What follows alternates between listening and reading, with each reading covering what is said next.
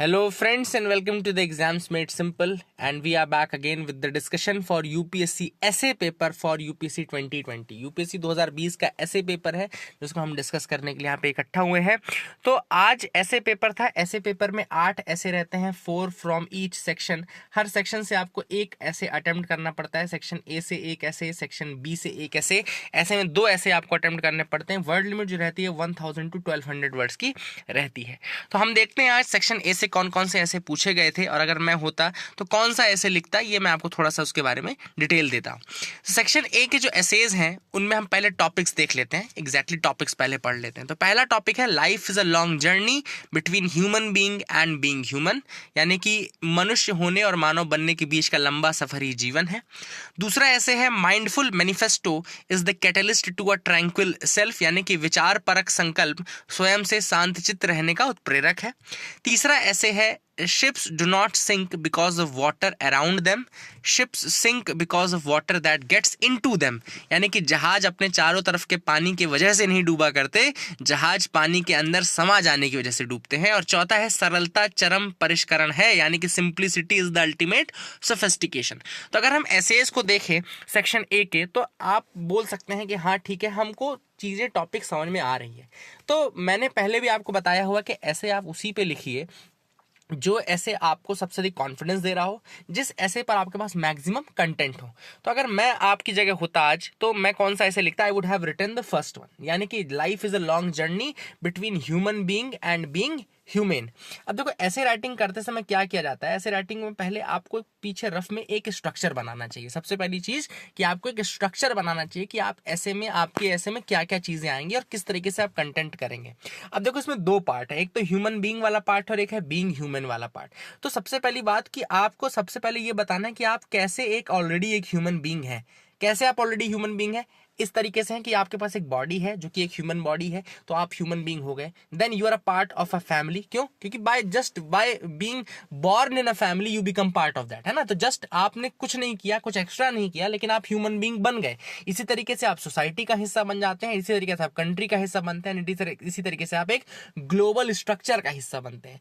तो इन सारी चीजों से ये प्रूफ होता है कि you are already an human being.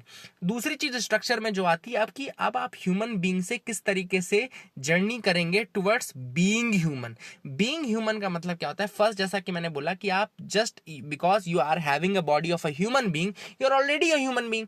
लेकिन क्या आपने ह्यूमैनिटी के उस लेवल को टच किया है? क्या आप वाकई में उस तरीके से जी रहे हैं जिस तरीके से एक बीइंग ह्यूमन वाली जो बात आती है, क्या वो आपके अंदर है?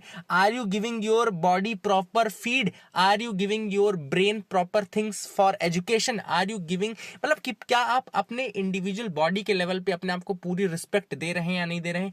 पूरा उसका जो प्रॉपर फीड होना चाहिए वो दे रहे हैं कि नहीं दे रहे हैं? आप उसको एजुकेट कर रहे हैं कि नहीं कर रहे हैं? You are keeping it clean? That is also a part of being human. फिर मैंने बात की थी फैमिली के लेवल पे। तो फैमिली के लेवल पे कैसे आप ह्यूमन बीइंग है? यू आर ऑलरेडी, मैंने जैसे कहा कि आपने सिर्फ जन्म ले लिया, you are already part of that. लेकिन अब आपकी कुछ रिस्पॉन्सिबिलिटीज होती हैं टुवर्ड्स योर फैमिली। क्या आप उनको पूरा कर रहे हैं? If you are fulfilling that responsibility towards your family, then you are acting being human. इसके अलावा क्या आप अपने ट्रेडिशंस को आगे बढ़ा रहे हैं? क्या आप अपने कल्चर को आगे स्प्रेड करने की कोशिश कर रहे हैं? Are you keeping your cuisine with you? तो ये सारी चीजें जो हैं that becomes the part of being human. तो ये आपको इस तरीके से दूसरे लेवल पे रखना था। मैंने ये जर्नी है, हमने किस तरीके से जर्नी की अपनी इंडिविजुअल सेल्फ से अपनी फैमिली से हम अब सोसाइटी की तरफ आते हैं। नाउ सोसाइटी का भी हिस्सा कैसे हैं हम सोसाइटी का हिस्सा ऑलरेडी हैं। हमारी फैमिली जो है वो एक सोसाइटी का पार्ट है, एक कम्यून का पार्ट है, कम्युनिटी का पार्ट है। लेकिन are we fulfilling our responsibility towards our society? क्या हम सोसाइटी के लॉज को ओबे कर रहे हैं? क्या हम सोसाइटी के लॉज ओबे करवा रहे हैं? क्या हम मतलब कि जो हमारी रिस्पॉन्सिबिलिटी है towards the society, are we fulfilling that? Whether it is political responsibility, it's a social responsibility, it's economic responsibility, तो क्या हम उसको कर रहे हैं? क्या हम अपने सोसाइटी को क्लीन रख रहे हैं कि नहीं रख रहे हैं? क्या हम सोसाइटी को डेवलप करने की कोशिश कर रहे हैं कि नहीं कर रहे हैं? तो दैट मतलब ये जब चीजें हम करने लगते हैं तो वो हमारे अंदर चेंजेस लाती है और तब हम जाकर के बीइंग ह्यूमन खुद को बोल सकते हैं। फिर हम बोले कि कंट्री लेवल पे, अगर कंट्री लेवल पे आप देखो तो कंट्री लेवल पे भी आप ह्यूमन बीइंग तो ऑलरेडी हो, क्योंकि आप एक सिटीजन बन गए, आपको राइट्स मिल गए। लेकिन क्या आप अपने राइट्स के साथ साथ अपनी ड्यूटीज का फॉलो कर रहे हो कि नहीं कर रहे हो? क्या आप अपने जो आपके दायित्व हैं टुवर्ड्स द कंट्री, क्या उनको आप पूरा कर रहे हो कि नहीं कर रहे हो? तो जब ये सारे वर्च्यूज आपके अंदर आ जाएंगे, सिर्फ ह्यूमन, जैसे मैंने पहले भी कहा कि एक ह्यूमन बीइंग होना और एक ह्यूमन रिसोर्स होना, they are both a different thing. Human being, एक आम आदमी जो जानवर की तरह जी रहा है, वो भी ह्यूमन बीइंग ही कहलाता है। लेकिन जब वो ह्यूमन रिसोर्स की हम बात करते हैं तो उसके अंदर स्किल डेवलपमेंट भी होना चाहिए, उसके अंदर एजुकेशन भी होना चाहिए, उसकी प्रॉपर हेल्थ भी होनी चाहिए। यही सारे आयामों को आपको इसमें बढ़ा चढ़ा कर लिखना था। That way you would have traversed from your own self body towards your family, to your society, then to your country, then to the international global village, है ना? तो दैट, ये सारी जब आप जर्नी ट्रेवल कर रहे हो तो that becomes a complete life, and that is the life of being human. अब ये तो मैंने आपको बता दिया कि मैं किस पे ज्यादा कॉन्फिडेंस में था और किसको लिख लेता। अब जैसे हम बताते हैं, देखो सेकंड में तो मैं बिल्कुल नहीं लिखता, mindful manifesto is the catalyst of a tranquil self, इसमें मैं बिल्कुल पेन ही नहीं उठाता। हाँ, तीसरा जरूर अपन थोड़ा सा लिख सकते थे, ships do not sink because of water around them, ships sink because of water that gets into them. यहाँ पे आप थोड़ा सा, मैं आपको जस्ट एक जस्ट दे सकता हूँ, मैं बहुत ज्यादा कॉन्फिडेंस नहीं था इस पे, लेकिन जैसे देखो क्या होता है, लाइफ में आपके आसपास बहुत सारी परेशानियां आती हैं, लेकिन तब तक आप नहीं डूबते हो, तब तक आप नहीं हारते हो एक्चुअल में अपनी लाइफ में, जब तक कि you let these problem sink into you. जब तक कि आप इनको फेस करने की हिम्मत रखते हो, तब तक आप इनसे लड़ सकते हो। बट व्हेन, जैसे कि मैं बताऊं कि अगर आपने शूज पहन रखे हैं और आप कंकड़, पत्थर और कांटों पे चल रहे हैं, तो आपके पैर में बिल्कुल चुभन नहीं होगी। लेकिन एज that कंकड़ goes into your shoes और that कंकड़ और that कांटा goes into your shoes, तो फिर आपको वो पैर में चुभना शुरू हो जाएगा, and that is when actual problems start. तो वही वाली बात है कि don't let yourself be sinked by these problems, you have to face them one to one face करते रहो, तब तो कोई दिक्कत नहीं है। लेकिन जैसे ही आपने खुद के अंदर उनको संभाल लिया, आप डिप्रेशन में चले गए, आप बहुत उसमें चले गए, तब आपके जीवन का जहाज जो है वो डूब जाता है। वही चीज में बहुत सारे केसेस हैं, जैसे सुशांत सिंह राजपूत का जैसे केस है, वो भी इसमें एक एग्जाम्पल, तो यहां पर वो एग्जाम्पल भी आ सकता है। अब देखो क्या होता है, जो एसेज रहते हैं एक्चुअली में, यूपीएससी क्या करता है, अपने एसेज के थ्रू आपकी पूरी पर्सनालिटी को जज करता है। क्या होता है कि आप, क्या है कि जीएस में तो चलो ठीक है, वो क्वेश्चन पूछेगा, आप लिखोगे जीएस बेस्ड आंसर, लेकिन ऐसे एक ऐसा टॉपिक है जहां पर वो आपको from A to Z, from head to toe, वो पूरा टेस्ट कर लेते हैं। इसलिए जो भी आप लिख रहे हैं, समझ लीजिए, you are reflecting what you are made of. आपका कैरेक्टर कैसा है, आप क्या चीज सोचते हैं, आप कैसे लाइफ को हैंडल करते हैं, क्या चीजें, सारी चीजें वो चेक कर लेते हैं इस चीज से, है ना? तो जो भी आप लिखें तो मेक श्योर कि you present a good picture to them, है ना? You present your good picture to them, ये भी आपको याद रखना है। देन लास्ट ऐसे था, simplicity is the ultimate sophistication. I would not have gone into this. मैंने पहले भी कहा था कि ज्यादा एब्स्ट्रैक्ट टॉपिक्स में आप मत जाना, जिसमें आपको कंटेंट कोर दिख रहा हो, उसी ऐसे को सेलेक्ट करना चाहिए, ठीक है ना? सेक्शन बी में आते हैं, 4 ऐसे कौन कौन से हैं। पहला ऐसे है, culture is what we are, civilisation is what we have, ठीक है ना? इस पे भी ठीक ठाक लिखा जा सकता था। दूसरा टॉपिक है, there can be no social justice without economic prosperity, but economic prosperity without social justice is meaningless. Now this is the essay which I would have chosen. मैंने ये लिखा होता तो इसी पे लिखता कि there can be no social justice without economic prosperity, but economic prosperity without social justice is meaningless. बिल्कुल इस पे लिखता मैं आपको बताऊंगा उसके पॉइंट्स। तीसरा जो टॉपिक है वो है, patriarchy is the least noticed yet the most significant structure of social inequality, यानी कि पितृसत्ता की व्यवस्था नजर में बहुत कम आने के बावजूद सामाजिक विषमता की सबसे प्रभावी संरचना है।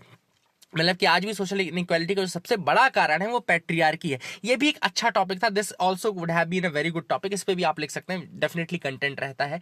Technology as the silent feature, silent factor in international relation, बिल्कुल इसमें टच नहीं करता मैं, है ना? मौन कारक के रूप में पूछा गया है, तो साइलेंट फैक्टर है इन द इंटरनेशनल रिलेशंस। थोड़ा बहुत आप बैकग्राउंड दे सकते हो, लेकिन जो 1200 शब्दों में फिर कंटेंट वाली बात आती है ना, तो फिर वहां पे फिर आप कंप्यूटर और मोबाइल फोन्स के बारे में लिखते रह जाते हैं। तो इसके अच्छा है कि आप ऐसे टॉपिक को ना चुने ना। This was a good topic. देखो क्या इसमें आपके पास बहुत कंटेंट है। मैंने कल भी आपको कहा था, जब भी कोई टॉपिक आए तो उसको हिस्टोरिकल, ज्योग्राफिकल, इकोनॉमिकल, सोशल और पॉलिटिकल, इस तरीके से आप अलग अलग पर्सपेक्टिव से सोचो।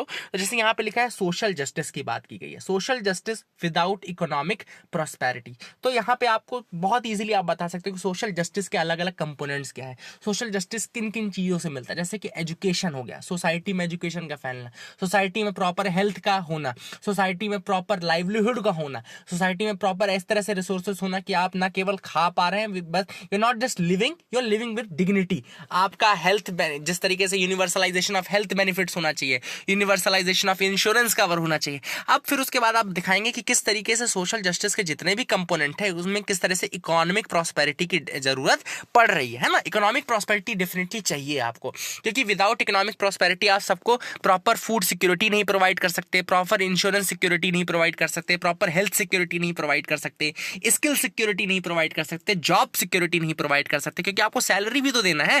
ये सारी चीजों की इकोनॉमिक प्रॉस्पेरिटी की जरूरत पड़ेगी ही पड़ेगी। फिर दूसरा पार्ट जो था, economic prosperity without social justice is also meaningless. बिल्कुल वही बात है कि आपके यहाँ कंट्री की जीडीपी तो बहुत ज्यादा है, लेकिन उतना ही ज्यादा आपके यहाँ वो जो है वो बिल्कुल आपका कंसंट्रेटेड है। कंसंट्रेटेड वेल्थ अगर है बहुत कम पॉपुलेशन में, मतलब कि 1% पॉपुलेशन जो है अगर आपके देश की 99% वेल्थ लेकर के बैठा हुआ है और आप बहुत रिच कंट्रीज में आते हैं, तो ये किसी मतलब का नहीं, क्योंकि 99% यहाँ पे लोग ऐसे भी हैं जिनके पास केवल 1% में जी रहे हैं, है ना। तो इस तरीके की जो इनइक्वालिटी है, इस तरीके का जो एब्सेंस ऑफ सोशल जस्टिस है, जस्ट आप प्रॉस्पेरस हैं इकोनॉमिकली डज नॉट मीन कि आपके यहाँ की जनता खुश है, क्योंकि फिर आप चाहे हैप्पीनेस इंडेक्स हो, चाहे कोई भी चीज हो, आप उन सब में पीछे रहेंगे। आप अगर किसी को प्रॉपर खाना नहीं प्रोवाइड करवा पा रहे हो तो ऐसी वेल्थ मीनिंगलेस होती है, ये वेल्थ किसी काम की नहीं होती है। इससे बेटर वो कंट्रीज है जहां पर वेल्थ इतनी ज्यादा नहीं है, बट आप एटलीस्ट एक प्रॉपर डिस्ट्रीब्यूशन है और लोग वहां पर सबके सब जो है वो at least they are not sleeping empty stomach, है ना। तो आपको ये मेक श्योर करना। तो it was a very good topic जिसपे आप काफी कुछ लिख सकते थे आपके इस टॉपिक। तो these were the topics of the essay. I hope you got clarity. सारे एसेस तो ऑब्वियसली बात है कभी यूपीएससी नहीं देता ऐसा जिसमें आप लिख सके, है ना। तो आप सोचिए कि आप किस पे लिखते। Do tell me in the comment section below कि आप किस पे अटेम्प्ट करते ऐसे, और आप जो भी ऐसे अटेम्प्ट करते उसके मुझे जस्ट वही स्ट्रक्चर बता करके आप मुझे कमेंट सेक्शन में बताइए। That is what I want from you. Thank you and have a nice day.